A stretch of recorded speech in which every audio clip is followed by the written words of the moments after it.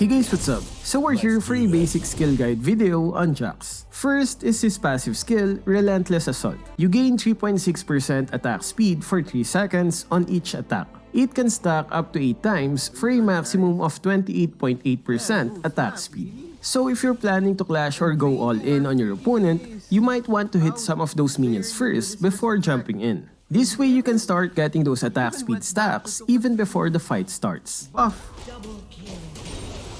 Next is your first skill, Leap Strike. It lets you leap towards your target and deal damage. This is gonna be your initiating skill whenever you'd want to start a fight. It's also a good skill to close the gap between you and your ranged opponents. Remember that you can only jump if you have a target. On the League of Legends PC, you can actually jump on your wards. In wildrift though, that's not possible. This skill works on the Honey Fruit and Scryer's Bloom as well. So you might want to remember that when you're being chased by an enemy champion. Next is your second skill, Empower. It empowers your next auto attack or your first skill to deal additional damage. So it's ideal to use this before using your first skill. Again, use your second skill first before doing your first skill. This way you can trigger the cooldown of this skill faster as opposed to using your first skill then second skill. Another good thing about this skill is that you can use it even in the middle of your first skill. You can use it while you're in mid-air from your jump and it won't have any delay. So you don't have to worry when you're trying to get in that first skill quickly. Empowerment skills like this can often be used to cancel your auto-attack animation as well. Pressing this quickly right after doing an auto-attack will let you deal damage in a shorter time span.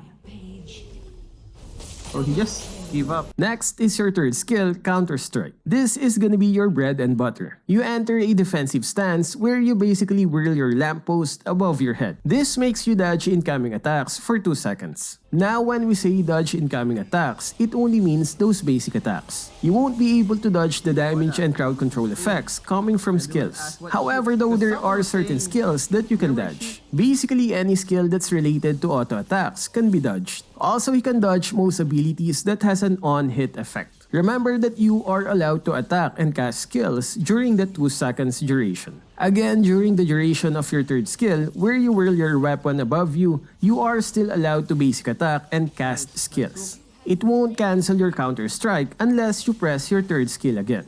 Once the 2 seconds is over, or if you've stopped the skill by tapping your third skill again, then you will stun any nearby enemies around you for 1 second as well as damaging them. For each attack you've dodged, the damage can increase by 20% and can go up to 100%. So the more attacks you've dodged, the more damage you'll generate. That's why it's sometimes good to wait for the whole 2 seconds to finish in order to dodge more damage. You also have the option to end it quickly by tapping the skill again. Guys usually do this for an early stun. You don't have to finish the 2 second duration for the stun to take effect. Next is your ultimate, Grandmaster Smite. It has a passive effect where it provides additional damage on your third consecutive attack. It goes really well with your passive skill that provides additional attack speed on each attack. Once you use it, you gain additional armor and magic resist for 8 seconds. This is where you get tanky, something that you'd want when you're diving in crowded team fights. Your usual basic combo for Jax is either second skill,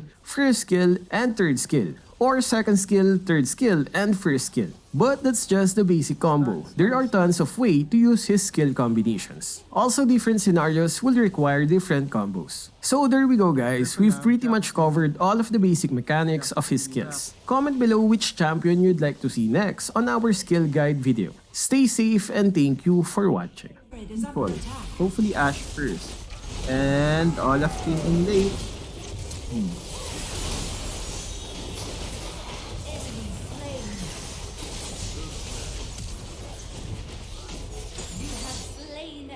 Dang.